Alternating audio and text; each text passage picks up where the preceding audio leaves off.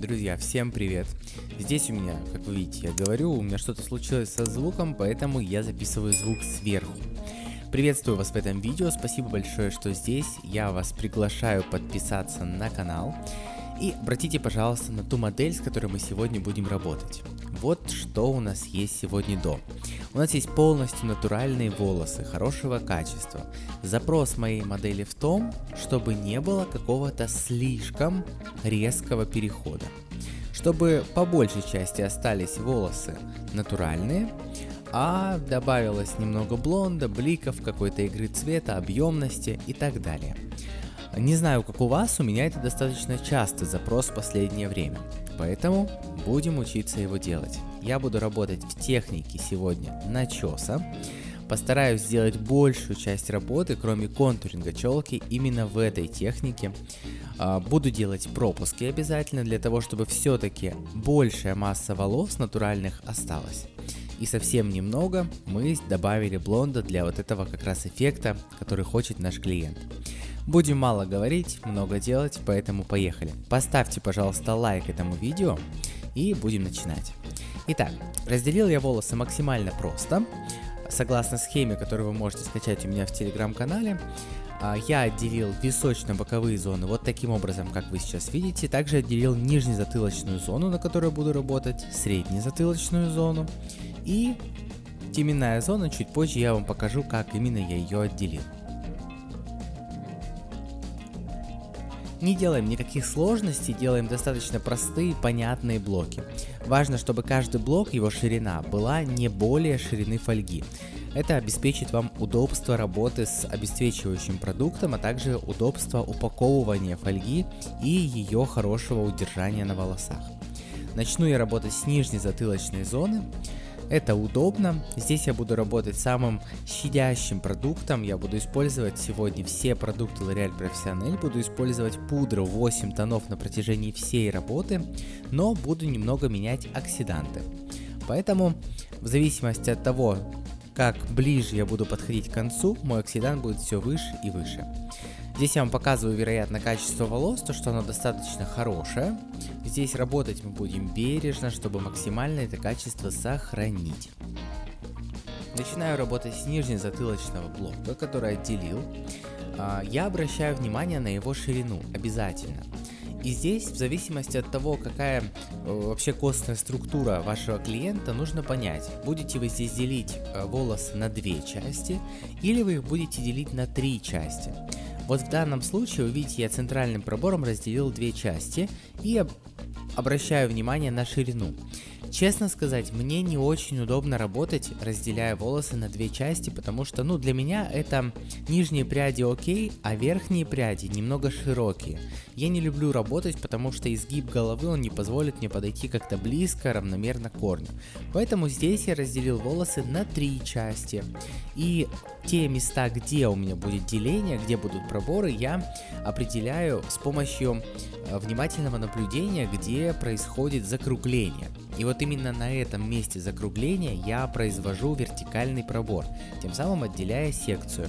И посмотрите, какая хорошая, достаточно узкая секция получается. Их получается 3. Я буду хороший делать начес, буду подходить хорошо к корню. У меня не будет никаких стыков и засветов по бокам.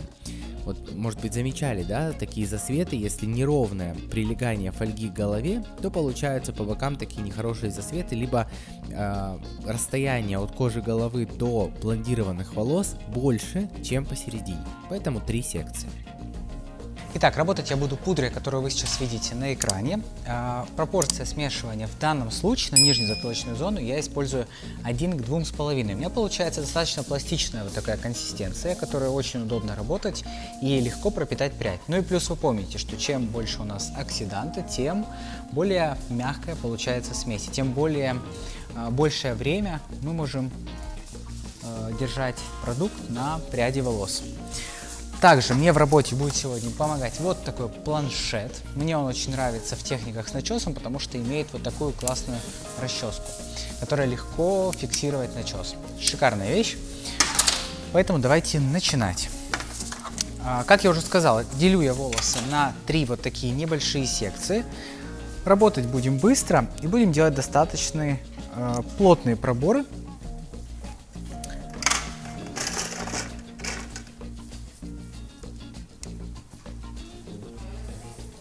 При этом эти плотные проборы будут очень хорошо вписываться в общий рисунок. Итак, первую прядь я не пропускаю ничего для того, чтобы сделать красивый контуринг. Первую прядь вы можете, в принципе, как начесывать, так и немного выдуть, для того, чтобы подойти чуть ближе к прикорневой зоне. Но раз мы уж говорим сегодня про начес, то будем начесывать все пряди. Итак, здесь я делаю небольшое количество начеса, потому что мне бы хотелось, чтобы по контуру было больше блонда. Как вы видите, буквально счесал несколько волос. Использую планшет, подчесываю все эти волосы и вот так удобно фиксирую начес расческой. Наношу краситель на волосы, тщательно пропитываю прядь. Растушевывать или не растушевывать прикорневую зону. Ну, здесь опять же нужно смотреть в зависимости от того, какой рисунок вы хотите создать. Будете ли вы перекрывать корни или нет. Если вы перекрывать корни будете, тогда в принципе в этом сильно нет смысла. Если перекрывать корни не будете, тогда можете растушевывать.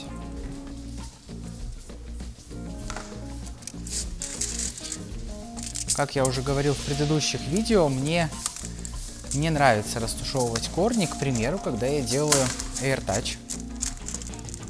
Почему не нравится? Потому что заметил, что когда растушевываешь корни, либо когда держишь прядь перпендикулярно голове, получаются не очень хорошие стыки, которые потом приходится перекрывать.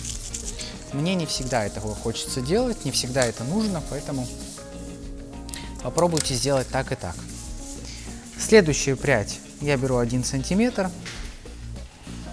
Ее я уже могу пропустить частично. Пропуск я буду делать ровно 50% от пряди.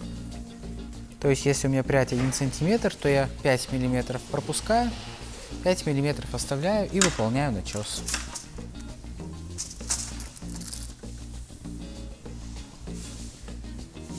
Как видите, небольшое количество слоев здесь есть, поэтому будем плавно сейчас подниматься, и вы видите, что на средней уже затылочной зоне слоев будет немного больше. Плюс, видите, вот этот момент, когда у вас небольшое количество слоев, а это бывает, когда волос в очень хорошем состоянии. В данном случае в нижней затылочной зоне волосы, можно сказать, полностью все натуральные. Следовательно, они практически вообще не имеют никакой пористости, они очень хорошего качества, они достаточно гладкие, шелковистые. Поэтому здесь как раз очень хорошую роль для нас играет пропуск, который мы выполняем. Потому что если бы мы сейчас сделали все без пропусков, то у нас бы получился, такой очень светлый результат. Если он вам нужен, да, прекрасно. Но в данном случае он нам здесь не нужен, мы делаем все-таки рельеф. А если мы делаем рельеф, то нам нужны какие-то натуральные волосы, нам нужны темные, красивые, темные вкрапления в общий рисунок. Вот таким образом я работаю на всей этой зоне до самого конца. Также прохожу на эту секцию и на эту секцию. И прорабатываю все. Видео ускорится сейчас.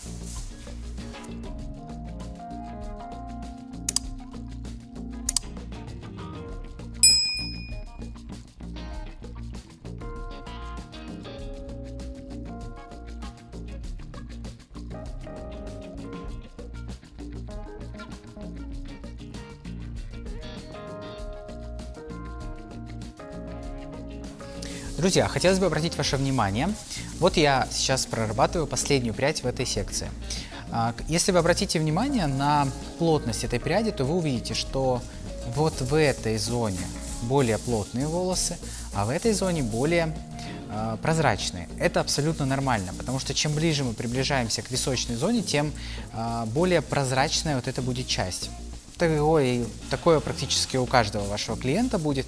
Следовательно, чтобы нам создать красивый и равномерный рисунок, без каких-то ярко выраженных полосок, мы с вами смотрим, где плотность пряди становится меньше.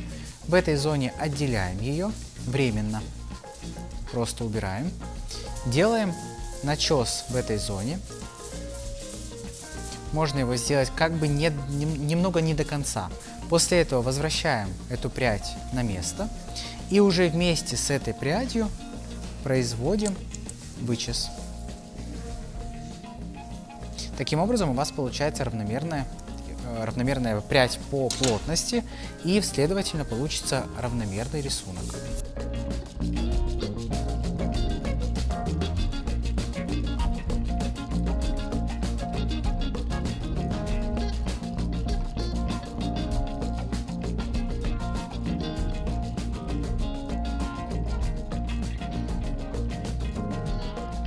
Нижняя затылочная зона проработана. В нижней затылочной зоне 12 прядей получилось. Ровно столько же будет и вот в этой вот верхней затылочной зоне. И ее тоже разделил на 3 части, потому что так удобнее просто работать. Итак, друзья, мы проработали среднюю затылочную зону полностью и нижнюю затылочную зону. Как вы помните, в нижней затылочной секции у нас в каждой зоне, которых было 3, получилось по 4 пряди. В средней затылочной зоне также я разделил на 3 части, и в каждой зоне получилось 1, 2, 3, 4, 5 прядей в каждой зоне. Сейчас мы переходим работать на височно-боковые. И здесь мне бы хотелось уделить внимание тому, что, как я уже говорил, я буду делать легкий контуринг. И вначале мне нужно понять, как вообще идет краевая линия роста волос у моей клиентки. Если вы обратите внимание, то здесь такой выраженная диагональная линия. Следовательно, я буду работать в контуринге вот такими диагональными проборами. Чтобы контуринг был максимально плавный и красивый, буду отделять тонкие пряди, очень тонкие. И буду делать первые 2 пряди, как раз первые 2 пряди будут служить контурингом. Работать я конкретно в этих 2 прядях буду методом Air Touch, то есть я буду выдувать слои, не буду их сдвигать методом шатуш, а буду именно выдувать. Это позволит мне подойти ближе к корню и получить красивый рисунок у лица. А уже оставшиеся пряди, которые останутся, оставшиеся волосы, которые останутся, я проработаю в технике шатуш точно так же, как прорабатывал здесь. То есть у нас с вами получается абсолютно красивый равномерный рисунок на всей голове, кроме небольшой области контуринга. Итак, я выделил первую прядь контуринга. Ориентируюсь я на, как уже сказал, на линию роста волос. Я заметил, что когда вы в контуринге ориентируетесь на линию роста волос, у вас получается более такой красивый, подобранный под человека рисунок. Нельзя сказать, что контуринг везде нужно делать диагонально, или там везде нужно делать горизонтально, или еще каким-то образом. Но обращайте внимание на то, как растут волосы у человека. В этом случае, ориентируясь на это, вы всегда добьетесь рисунка, который будет максимально подходить человеку, независимо от того, как он убирает волосы. В хвост убирает, распущенными носит. Поэтому я рекомендую делать так, это чисто мои наблюдения. Поделитесь своими, если у вас есть какие-то другие взгляды на этот счет. Подставляю фен близко к прикорневой зоне, и только после того, как я уже подставил фен в нужную область, я его включаю на холодном воздухе и самом большом потоке воздуха.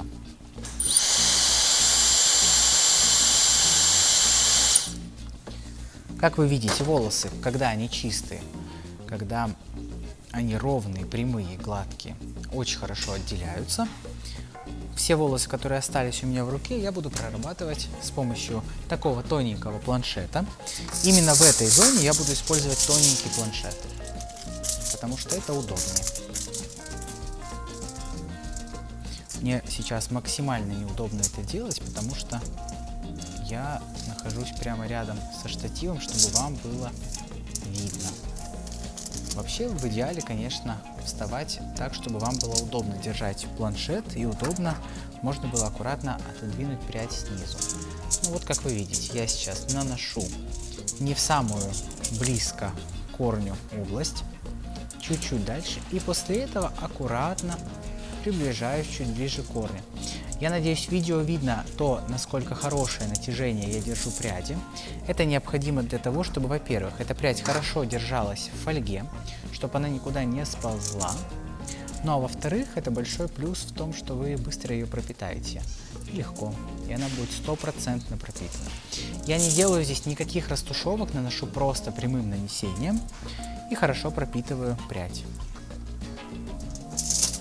Наношу осветляющий продукт. Могу немного вот таким образом подчесать прядь прямо расческой. Обратите внимание, чтобы в прикорневой зоне не было много продукта, но и не было мало продукта. Это важно.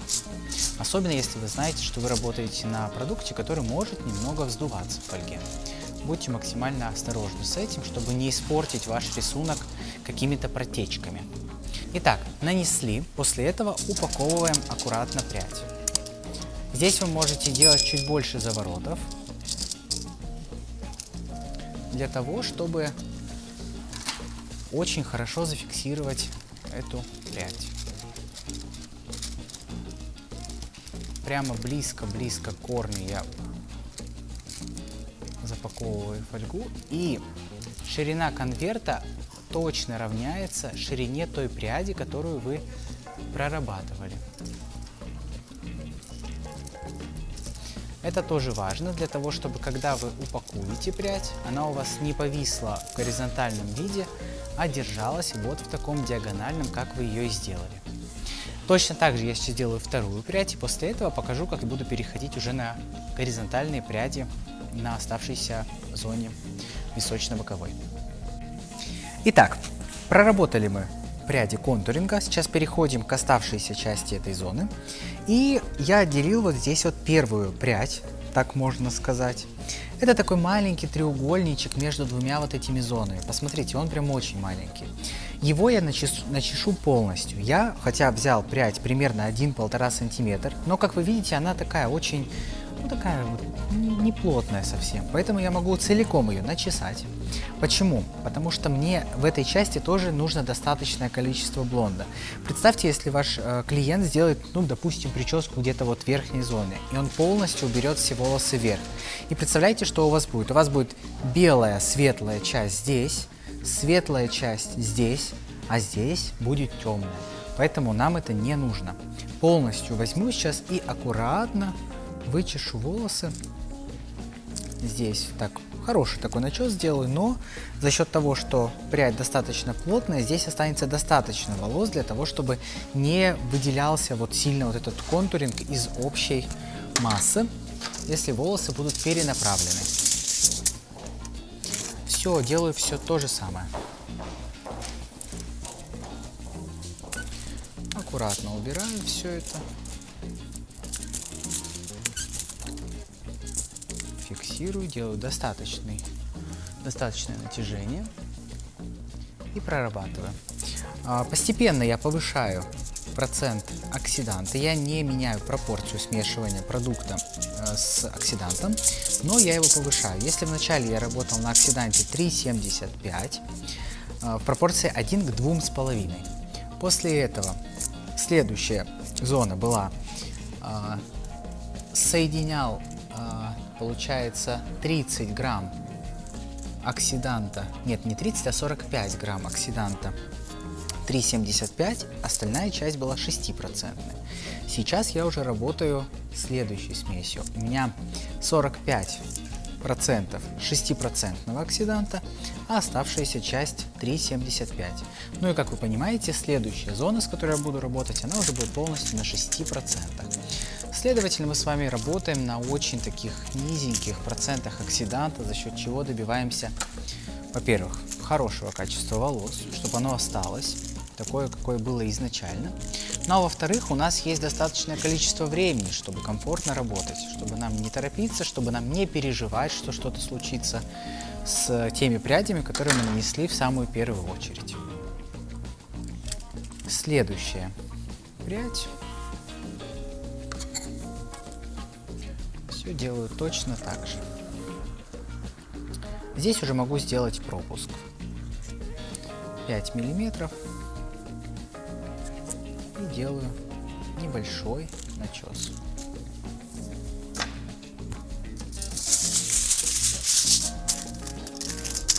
Мне очень нравится работать с пропусками. По мне, это более красивый динамичный, дорогой рисунок, который позволяет даже если у вашего клиента не густые волосы, а может быть они совсем прям не густые, он позволяет добиться все-таки объема в волосах. Попробуйте. Если вы не пробовали, то попробуйте. Ну и плюс это очень экономит время.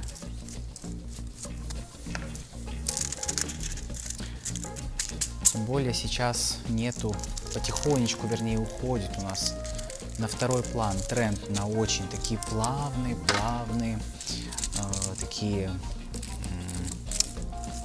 рассеянные окрашивания. Сейчас больше у нас идет тема рельефа, тема какого-то легкого контраста, чтобы рисунок был виден на волосах. И я очень этому рад.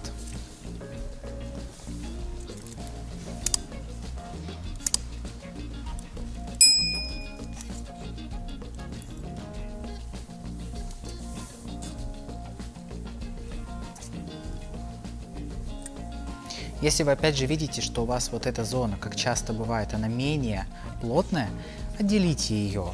Когда вы делаете начес, отделите ее в сторону. Вычешите сначала достаточное количество слоев из пряди, которая более плотная, а после этого верните ее на место, поднимитесь чуть выше и проработайте еще раз все вместе. Тогда у вас, посмотрите, какая получается равномерная прядь. При этом, несмотря на то, что сейчас она получается равномерная, ведь по сути вы слоев в этой зоне убираете меньше, чем здесь. У вас здесь слоев убрано меньше, соответственно, у вас здесь будет блонда чуть меньше, здесь будет блонда чуть больше.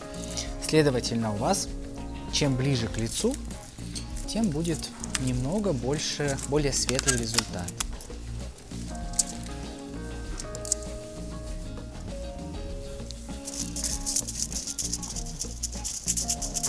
Все, как вы видите, здесь совсем немного прядей, их мне вполне достаточно.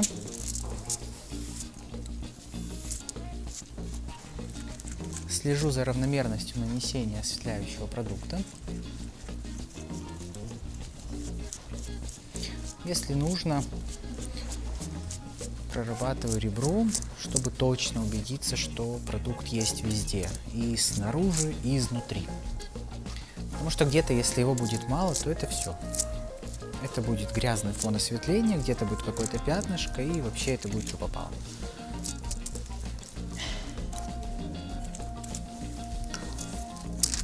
Продукта много не бывает. Хотя, знаете, такое тоже двоякое мнение.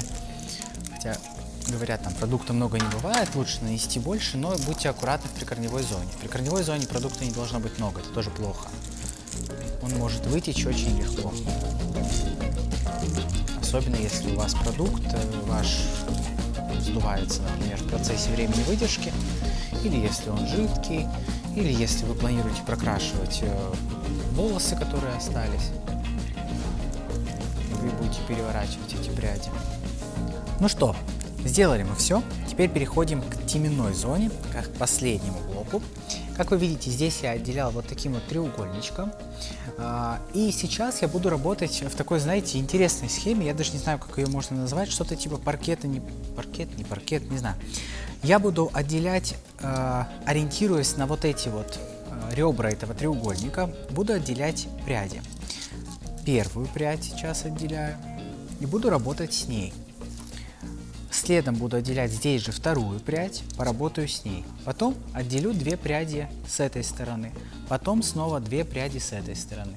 И таким образом я проработаю всю зону до пересечения с небольшой зоной челки. Ну а после я уже покажу, что буду делать дальше. Какой будет алгоритм работы у меня в этой зоне? Точно такой же, как и везде. Единственное, я здесь буду делать пропуски немного меньше, для того, чтобы все-таки здесь было чуть-чуть побольше блонда. Ну, так как это все-таки теменная зона, и здесь чисто, знаете, анатомически хочется чуть больше сделать блонда, следовательно, я его здесь буду больше и делать. Оставляю небольшой пропуск. Здесь я уже прядь делю не пополам, а где-то, наверное, знаете, процентов, может быть, 40 пропускаю, может быть, там, не знаю, 35 пропускаю. После этого точно так же выполняю начес. Средний такой начес. Ну вот примерно такая прядь у меня получается по плотности. Не знаю, на белом покажу вам. Вот примерно вот такая вот по плотности прядь. И с ней я уже работаю дальше. Аккуратно сдвигаю слои, чтобы они мне не мешали. Все, и все точно так же.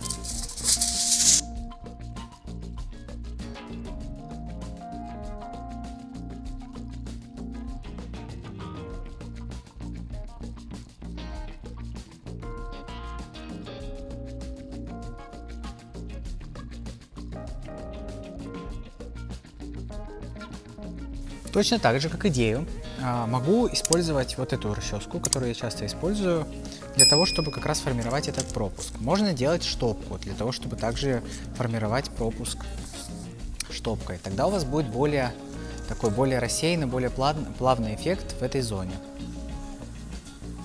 Почему нет? Можно даже чередовать, знаете, одну прядь делать, как я первую показал, вторую можно делать как второй. Но обязательно подчесывайте пушковые волосы, потому что они не должны быть в числе обесцвеченных. Это важно, потому что как раз эти пушковые волосы, эти слои обеспечивают вам плавное отрастание волос впоследствии.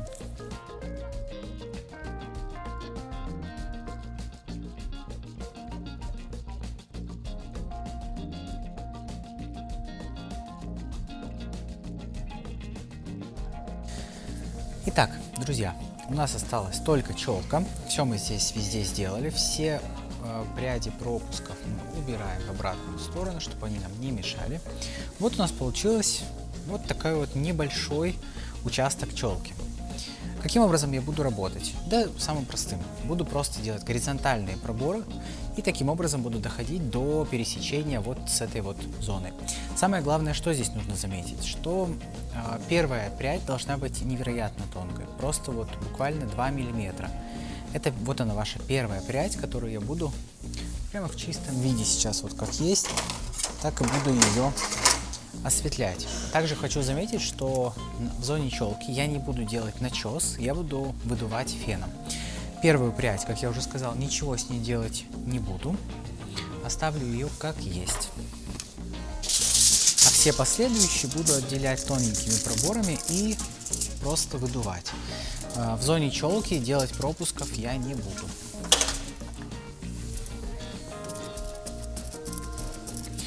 В этой части, чисто на челке, у меня как раз закончился состав на предыдущей зоне. Я здесь уже работать буду 9% оксидантом. Но опять же здесь что важно? Здесь важно, чтобы вы знали продукт, на котором вы работаете. Если вы знаете, что ваш продукт очень мягкий, очень нежный, вот я, допустим, знаю, что у меня мой порошок, которым я сейчас работаю, он не вздувается. Посмотрите, насколько близко я подхожу к прикорневой зоне. Практически прям в корень. Но это просто я знаю, что у меня он не вздувается. Я могу это сделать. Если вы понимаете, что вы так сделать не можете, не делайте, пожалуйста. Потому что вы можете одним махом испортить весь ваш рисунок, а представляете, вы испортите его прямо в зоне у лица. Вам придется потом что-то где-то затемнять, делать растяжку какую-то. В общем, это создаст сложность для вас. Оно вам надо? Иногда лучше просто чуть подальше отойти, если вы понимаете, что ваш продукт, вы не совсем в нем, так сказать, уверены. Я очень аккуратно изолирую эту прядь. Также я ориентируюсь на ширину этой пряди. Пушковые волосы я не пускаю, так сказать, в эту прядь. Продолжаю работать со следующей прядью. Точно так же сейчас вторую прядь я тоже отделяю горизонтальным пробором. Она тоже достаточно тонкая, буквально 3 миллиметра отделяю. Изолирую волосы, чтобы мне ничего не мешало. Позаботьтесь о том, чтобы ваше рабочее место было удобным. Когда я снимаю, безусловно, это неудобно, но когда вы работаете в салоне с вашим клиентом, позаботьтесь о том, чтобы вам было комфортно работать. Потому что комфорт на рабочем месте, удобство – это залог быстрой работы.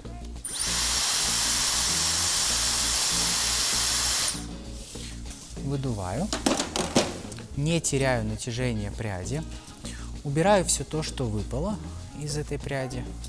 Этого совсем немного. Использую планшет. И все как обычно.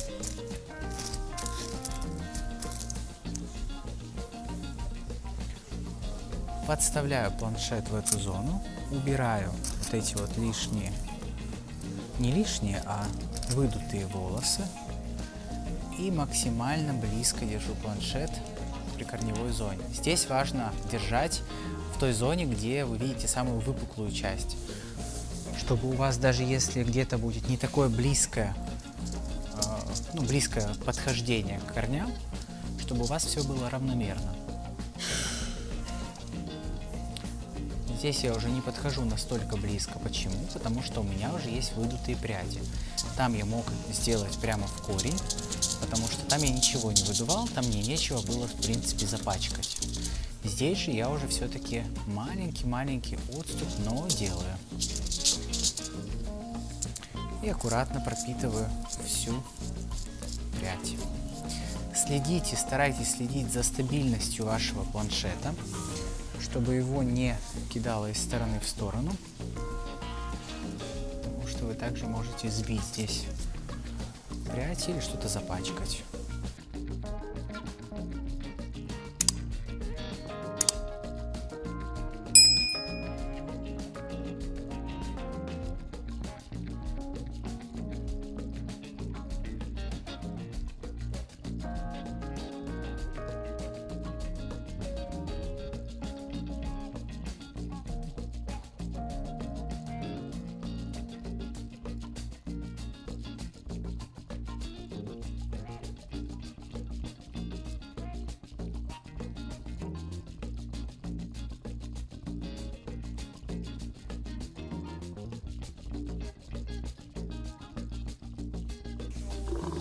Итак, друзья, мы сейчас все время выдержки прошло. Сейчас наша задача расчесать волосы. Я нанес маску. Маска называется Metal Detox. Это шикарная маска, которая является моим любимчиком в завершении процессов обесцвечивания, окрашивания волос. Эта маска препятствует появлению металлов в волосе, нам это очень необходимо, особенно после обесцвечивания. Поэтому я нанес ее в достаточном количестве, нанес ее прямо на прикорневую зону. И сейчас с этой маской я буду расчесывать волосы.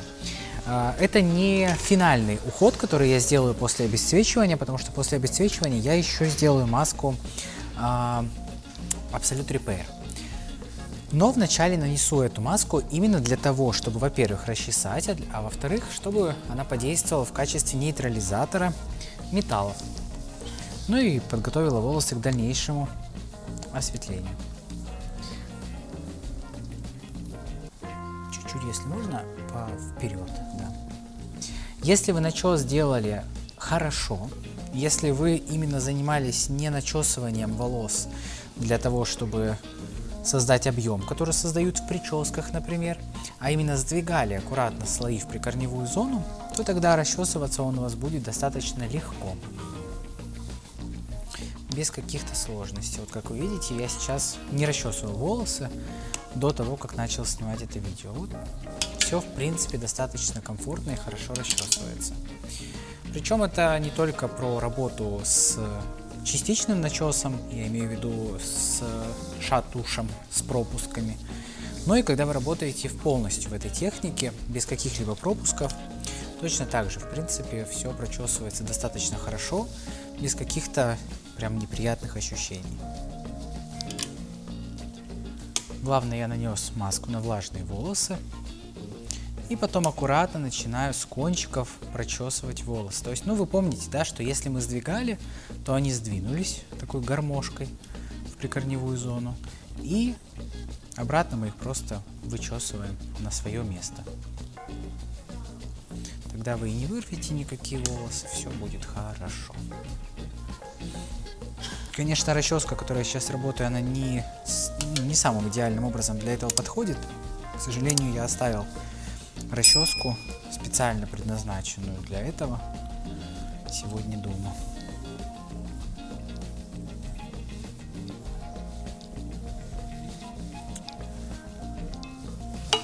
Самый частый вопрос: перекрывать корни или не перекрывать?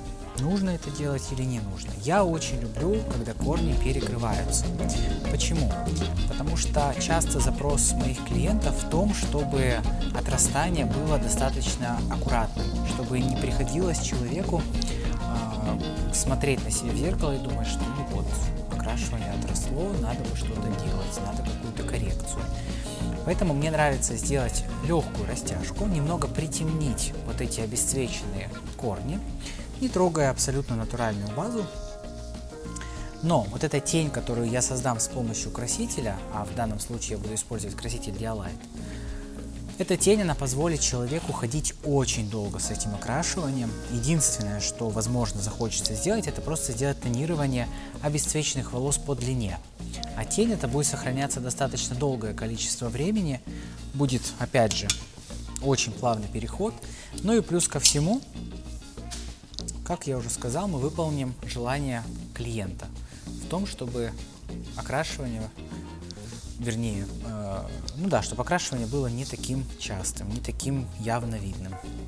Ну что, прочесал я волосы, смыл маску. Сейчас использовал, кстати, после маски использовал шампунь из серии Metal Detox, такой же. Сейчас буду делать уже восстанавливающую маску для того, чтобы подготовить волосы, напитать их перед тонированием. Маска называется Absolute Repair. Это восстанавливающая, питательная, очень такая жирная протеиновая маска. Нанесу ее в достаточном количестве, примерно на 5-7 минут. Она подготовит волосы к дальнейшему тонированию, чтобы тонирование было равномерным, легло хорошо и было стойким. Вот такая вот маска. Важно, если вы руками берете маску, то берите это с сухими руками. Если возьмете влажными, то тогда срок годности любого продукта, куда вы залазите мокрыми руками, сразу же станет намного меньше.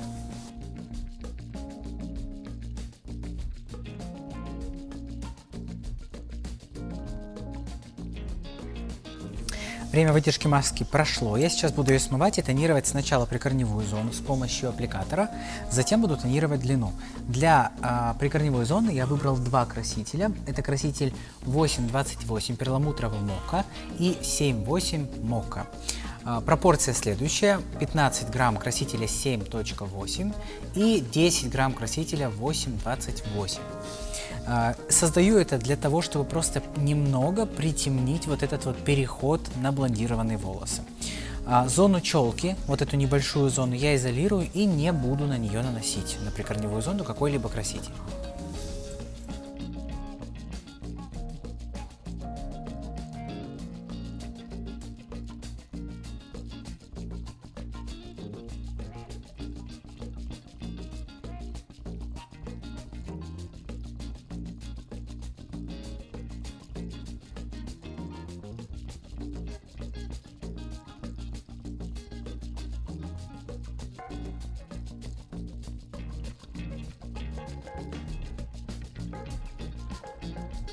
Время выдержки закончилось. Примерно я выдержал 10 минут корни. Сейчас я их полностью смою. И после этого буду тонировать длину целиком вместе с корнями. Для тонирования длины я выбрал 3 оттенка Dialight. Это краситель, который не поднимает натуральную базу. За основу взял 2 оттенка 1023, 1013 пополам по 25 грамм и 10 грамм 828. Это красивый такой перламутрово-коричневый цвет, прям мне он очень нравится. Итак, сейчас я смою это все и нанесу эту смесь полностью на все волосы, включая челку.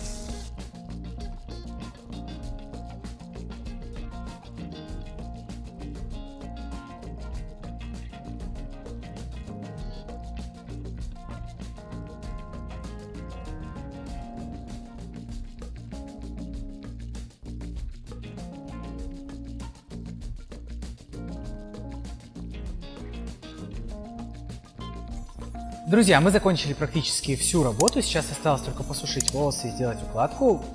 Перед укладкой я буду использовать вот такой спрей витамина Color, который защищает цвет, который позволяет хорошо расчесать волосы и дополнить достаточно и сделать волосы послушными перед укладкой. После этого я обязательно буду использовать такой вот мой любимый спрей стайлинговый, который называется Pli. Он позволит мне создать хорошую дисциплинированную укладку впоследствии. Ну а дальше, если вдруг мне потребуется, буду использовать вот такой спрей Savage Panache для создания дополнительного объема. Возможно, потребуется.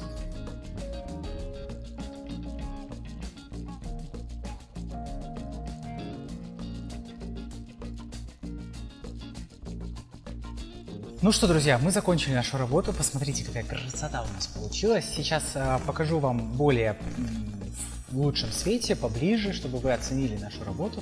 Я думаю, что если вы попробуете сделать так же, у вас все получится точно так же. Все получится красиво. И если вы пробовали так делать, делитесь своими впечатлениями, делитесь своим отзывом под этим видео. Я буду рад прочитать ваши комментарии. А если какие-то вопросы возникли в процессе работы, то тоже пишите свои вопросы.